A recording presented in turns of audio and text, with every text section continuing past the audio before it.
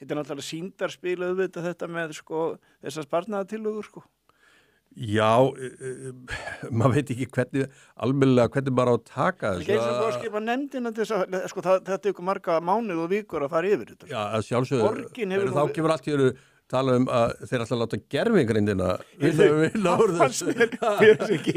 Mér fannst það svo gott. Það á að spara tíma, það svona þessi krossapróf. Já, en gervigreindin, hún getur bara, hún krossar þetta á nokkrum mínútum og svo fáum við 10 bestu sparnaðaraðgerðir gervigreindarinnar.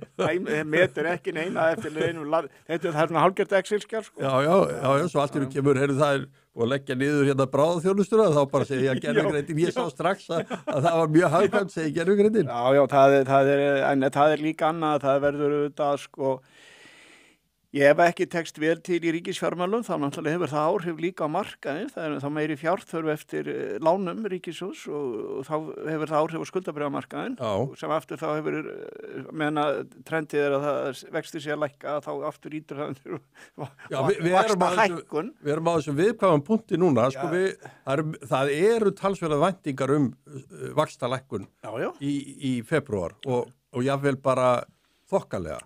Ég reyndar sá nú var ekki eitthvað, menn að spá eitthvað verðbólgu áfram, 4%. Já. Það er svolítið hátt, sko, en síðustu 6 mánuðina er verðbólgan reynu komið niður, en það hafi verið, hvað er ekki, fargjöld að hækka eða? Jó, ég har stundum verið leiðilegur hérna, Jón, og verið að minna á að það sé kannski meiri svona undirliggjandi verðbólga.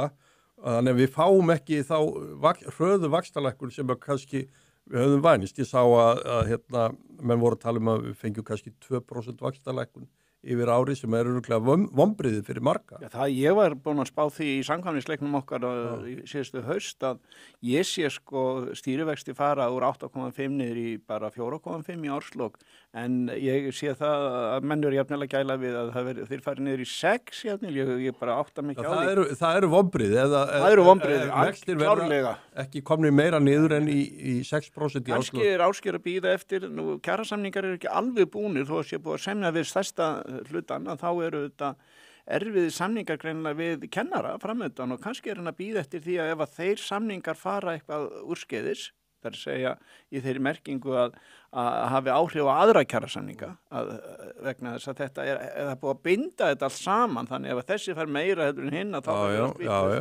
höfrungahlaup, eins og ég held með þess að Bjarni Benediktsson hafi einhvern tímann búið til að höfrungahlaupið á kjaramarkaði, á launamarkaði það er þess að víxlverkanir auðvitað sem menn þekkja. Jú, það er ef ein stétt er inn í kjarasamningaviðræðum með væntingar einhverja leiðréttingar og að vinna tilbaka eitthvað sem þeir höfðu áður tapað eins og við kennunum, við höfum nú aðeins rætt þá bara þá er það þetta. Já, nú þá ef þeir fá meira þá verða hinnir vitlausir og segja, hann fekk meira en ég. Þetta er bara þessi leikur. Já, því miður er það statt þar.